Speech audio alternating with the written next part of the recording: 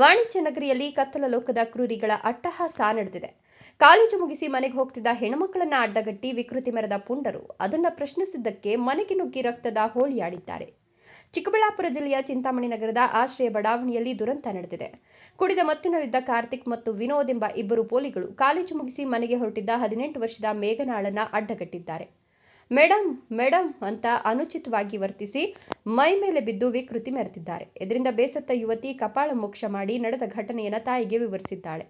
ನಂತರ ಇಬ್ಬರು ಸ್ಥಳಕ್ಕೆ ಭೇಟಿ ನೀಡಿದ ವೇಳೆ ಇಬ್ಬರು ಪುಂಡರು ಕಾಣದ ಹಿನ್ನೆಲೆ ಇಷ್ಟಕ್ಕೆ ಎಲ್ಲ ಮುಗಿತು ಅನ್ನೋಷ್ಟರಲ್ಲಿ ರಾತ್ರಿ ವೇಳೆ ಮನೆಗೆ ನುಗ್ಗಿದ್ದ ಪುಂಡರ ಕಡೆಯ ಗ್ಯಾಂಗ್ ರಕ್ಕಸತನ ತೋರಿದ್ದಾರೆ.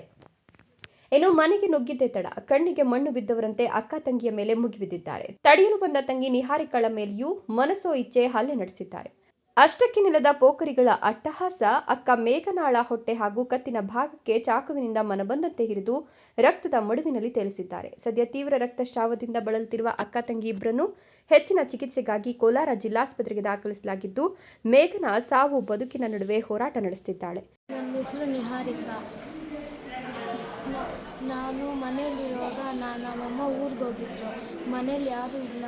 ನಾನು ನಮ್ಮ ಅಕ್ಕ ಇರುವಾಗ ಅವ್ರು ಯಾರೋ ಬಂದುಬಿಟ್ಟು ಜುಟ್ಟಿಟ್ಕೊಂಡು ಹೊಟ್ಟೆಗೆ ಹೆಂಗಂದ್ರೆ ಹಂಗೆ ಹೊಡೆದ್ಬಿಟ್ಟು ನಮ್ಮ ಅಕ್ಕನ ಚಾಕುವಲ್ಲೆಲ್ಲ ಕೊಯ್ದುಬಿಟ್ಟು ಮತ್ತು ನಮ್ಮ ಅಕ್ಕನ ಚಾಕುವಲ್ಲಿ ಕೊಯ್ದುಬಿಟ್ಟು ನನ್ನ ಹೊಟ್ಟೆ ಗುದ್ದುಬಿಟ್ಟು ಜುಟ್ಟಿಟ್ಕೊಂಡು ಹೊಡೆದ್ರು.